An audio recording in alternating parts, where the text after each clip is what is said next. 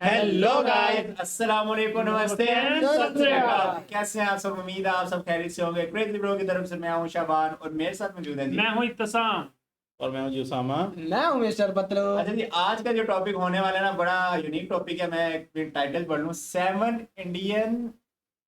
Indian army take you didn't know about. ओ भाई, खैर है, क्या टॉपिक आर्मी की वीडियो लेके आ रहा है तू। मैंने कहा मैंने तो सोचा डेली हंसते रहते हैं तो आज अतरंगी वीडियो लेकर आए। अतरंगी नहीं, हार्डो वीडियो ले आए तू। हाँ, ये तो एनीवेज यार, वीडियो करते हैं start. Wait sorry to interrupt guys, लेकिन प्लीज चैनल को सब्सक्राइब कर दें क्योंकि इस वीडियो को लाने में ना बहुत मेहनत लगती है, एडिट करना, अपलोड करना, और आपका एक सब्सक्राइब हमारे एनर्जी लेवल को यहाँ से यहाँ पे ले जाता है और इससे हमें मोटिवेशन भी बहुत मिलती है। तो आपके लिए तो ये बिल्कुल फ्री है, पर हमारी बहुत मेहनत लग रही है कर रहे हैं यार। कर दें सब्सक्राइब प्लीज। अच्छा, थोड़ी सी कौन से टैक्स के बारे में डिस्कशन होने वाली है? हिडन टैक्स हैं या पता नहीं टेक्नोलॉजी। अच्छा, इसमें तो हम खुद से भी कोई कुछ नहीं कह सकते क्योंकि हमें आइडिया ही नहीं है कौन सी टेक्नोलॉजीज यूज अब कर रही देखते है। हैं, स्टार्ट करते हैं video. Let's get started. Army ने नेक्स्ट लेवल चीजें यूज कर रखी और नेक्स्ट लेवल टेक्नोलॉजी का इस्तेमाल किया जाता है। क्या आपको पता है इंडियन आर्मी के पास ऐसे ट्रक्स हैं जो ब्रिज बना सकते हैं। इंडियन आर्मी एआई से फ्यूचर प्रिडिक्ट करना जानती है। इंडिया के पास साउंड की स्पीड से 8 गुना ज्यादा फास्ट रॉकेट्स हैं जो 30 मिनट में पूरे इंडिया का चक्कर मार सकते हैं। इंडियन आर्मी 6G का यूज करती है। हम 5G में अटके हैं, हमको पता भी नहीं 6G आ चुका है। इंडियन आर्मी के पास लेजर वाले आर्म्स हैं जिससे बस लाइट मार के एनिमीज को डिस्ट्रॉय करा जा सकता है। इंडियन आर्मी खुद के आयरन मैन टाइप सूट्स बना रही है। क्या आपको पता है इंडियन आर्मी ने दुनिया का सबसे बड़ा सिविलियन रेस्क्यू मिशन करा जहां पे 2013 में उत्तराखंड के फ्लड्स के अंदर 19,600 लोगों को एयरलिफ्ट करा गया था और इंडियन आर्मी ने 10,500 से भी ज्यादा लोगों को बचाया था। इंडियन आर्मी दुनिया की सबसे बड़ी वॉलंटरी आर्मी। बेसिकली वॉलंटरी का मतलब काफी सारी कंट्रीज में जबरदस्ती आर्मी में घुसाया जाता है। लोगों का करिकुलम बनाया जाता है कि 2 साल तो आपको करने। इंडियन आर्मी में खुद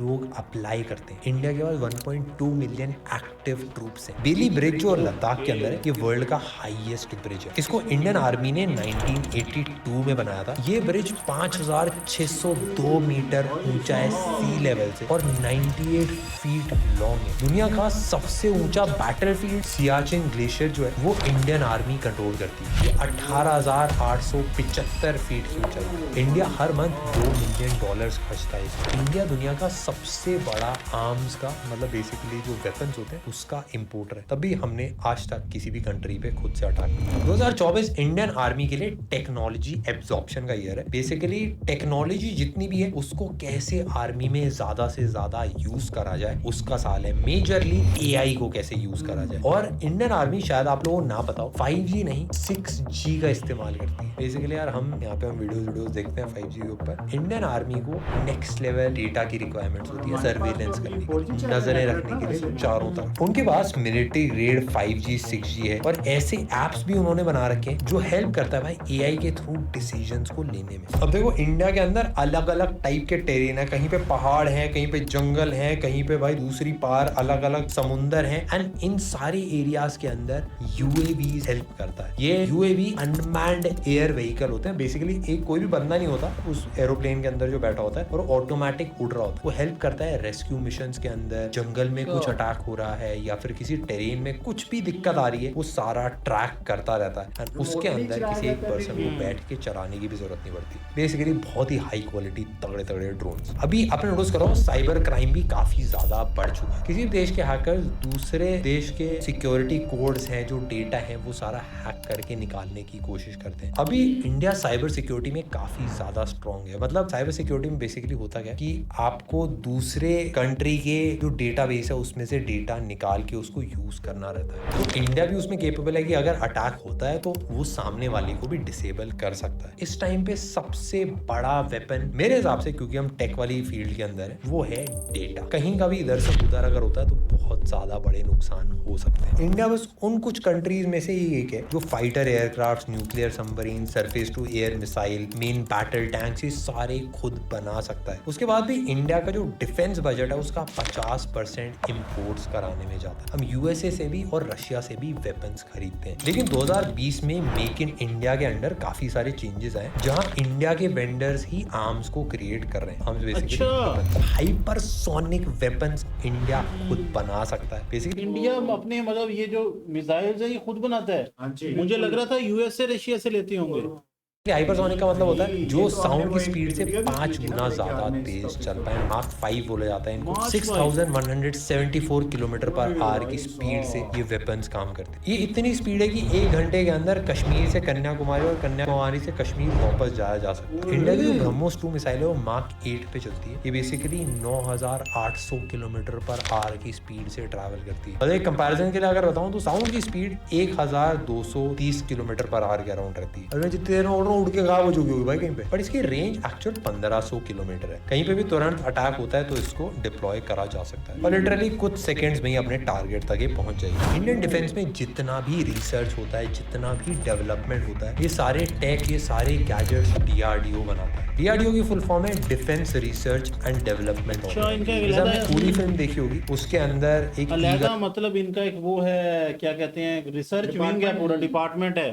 और ये इन्होंने क्या नाम है ड्रोन्स वाला ड्रोन बनाता है इसका। वो सेम चीज DRDO का ही आप काम समझ सकते हो। DRDO भी ऐसी चीज है भाई। एक 3D कार, बेसिकली कार की फुल फॉर्म मैं आपको बताता हूँ, सेंट्रल एक्विजिशन रेडार इसकी फुल फॉर्म है। ये बेसिकली एक ट्रक पे ना ट्रैकर टाइप लगता है जो रेडार से ट्रैक करता है और 150 टारगेट्स एक बार में मार्क करके बता सकता है कि भाई कहाँ पे दुश्मन छुपे हुए हैं। एक 3G under water acoustic communication system, UWACS, एक पानी के अंदर चलने वाला कम्युनिकेशन सिस्टम है। इसके होता है कि पानी के अंदर से पानी के बाहर भी कम्युनिकेट करा जा सकता है। फॉर एग्जांपल पानी में सबमरीन कहीं दूर में कोई एनिमी दिखता है तो डायरेक्ट वॉरशिप्स को बता सकता है कि भाई वहां पे फायरिंग करो। एक है शॉर्ट स्पैन ब्रिजिंग सिस्टम। ये बहुत ही ज्यादा कूल है। ये बेसिकली एक सिंगल ट्रक है जो एक ब्रिज बना सकता है। काफी सारे एरियाज में जाना पड़ता है जहाँ पे भाई नदियां पार करनी पड़ती हैं या फिर ऐसे टेरेन में जाना पड़ता है जहाँ पे माउंटेन्स हैं। उन सारे एरियाज के अंदर ये ट्रक ब्रिजेस बना सकता है। ये बेसिकली डिसअसेंबल करने वाला ब्रिज रहता है। समझ लो कहीं बॉम्ब फोड़ दिया कि भाई यहाँ से पार ना कर पाए या फिर ब्रिज हटा दिया, तोड़ दिया, तो इससे 7-8 लोगों की जरूरत होती है। वो ब्रिज को निकाला जाता है, असेंबल करा जाता है। जैसी गाड़ियां पार हो जाती हैं उसको ब्रिज को वापस डिसअसेंबल करके आगे बढ़ जाती है वो गाड़ी। अभ्यास, ये एक फुल्ली ऑटोमेटिक प्रैक्टिस के लिए वेपन बनाया गया। फाइटर प्लेन्स या फिर अलग अलग टाइप के वेपन्स टारगेट टेस्ट करते हैं इसमें। एक मोबाइल लॉन्चर से भी इसको लॉन्च करा जा सकता है। इसमें 2 बूस्टर होते हैं जो लॉन्च होते ही निकल जाते हैं और उसके बाद एक खुद के इंजन से ही ग्लाइड करता है। इसको एज अ डिकॉय भी यूज करा जाता है। वो बेसिकली ऐसा होता है कि एनिमीज को लगता है कि भाई प्लेन आ रहा है, बट एक्चुअल में निकलता नहीं है। एनिमीज का उस पर फोकस होता है, तब तक कुछ और हो जाता है। अब इतनी सारी चीजों के साथ काफी सारी दिक्कतें भी आती है। देखो होता है कि कोई भी नई टेक्नोलॉजी आती है, जैसे स्मार्टफोन्स नए निकले हुए काफी महंगे होते हैं, ऐसी टेक्नोलॉजीज भी जो वॉर में यूज होती है वो भी काफी ज्यादा महंगी रहती है। होता क्या है कि यार जब आप स्मार्टफोन खरीदने आ रहे हो, लैपटॉप खरीदने आ रहे हो, एक सारा पुराना भी लोगे कोई दिक्कत नहीं होती, सारे सेम ही चलते हैं ऑलमोस्ट। बट जब आर्मी की वॉर की बात आती है तो जो लेटेस्ट टेक्नोलॉजीज है उन्हीं का इस्तेमाल करना पड़ता है, क्योंकि लेटेस्ट टेक्नोलॉजी यूज करेंगे तभी बाकी सबसे ज्यादा आगे रह पाएंगे। एंड इसीलिए काफी सारी महंगी टेक्नोलॉजीज का इस्तेमाल करना पड़ता है, इवन दो पुरानी सस्ती भी हो।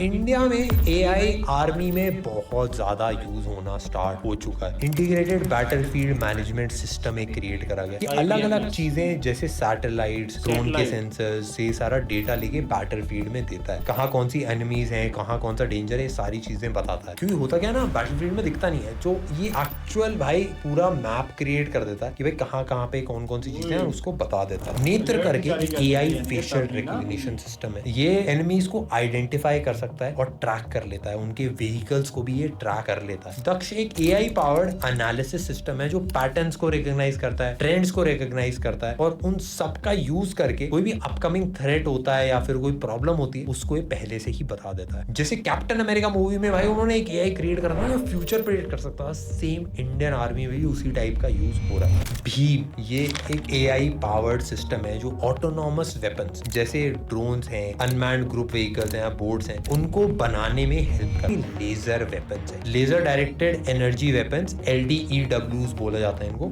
ये बहुत ही हाई पावर लेजर मार के टारगेट्स को मेल्ट करते हैं एंड इनका काफी ज्यादा यूज इलेक्ट्रॉनिक सिस्टम्स को खराब करने के लिए करा जाता है। Anti aircraft device, anti tank warfare, anti satellites, ये वॉरफेयर में सारी चीजें काम आती है। पार्टिकल बीम वेपन्स भी होते हैं, PBWs बोला जाता है इनको। ये चार्ज पार्टिकल्स को यूज करते हैं और उसको यूज करके टारगेट्स को डिस्ट्रॉय करते हैं। जैसे एवेंजर्स मूवी में नहीं था, टेसरैक्ट को यूज करके ऐसे गन्स वन्स बनाते हैं, दिखने में थोड़ी अलग अलग है बट काम में से। इंडियन आर्मी में भाई आयरन मैन बनाया जाए। डीआरडीओ के साथ मिलकर एक फुल बॉडी एक्सोस्केलेटन बनाया जा रहा है जो 100 किलो का वेट उठा सकता है। बट ये एक रोबोटिक सूट्स होते हैं जिसमें अलग लेवल की स्ट्रेंथ आ जाती है, एंड्योरेंस आ जाती है, लॉन्ग डिस्टेंस वॉक करना काफी ज्यादा आसान हो जाता है एंड बेसिक चीजें करना तो भाई मजे की बात। एंड एक नॉर्मल सोल्जर भाई 5 अब ये जो है ना, ये सूट का मैकेनिज्म ऐसा है कि बंदे की ना चीजों को करने की कैपेसिटी, जैसे तुम भाग रहे हो, तुम्हारी कैपेसिटी है 5 किलोमीटर भागने की, तुम 50 किलोमीटर भाग सकते हो, क्योंकि ये सूट तुम्हें ना हेल्प करेगा कि तुम्हारी फोर्स कम लगेगी लेकिन उसका जो रिएक्शन है वो ज्यादा होगा उस चीज का।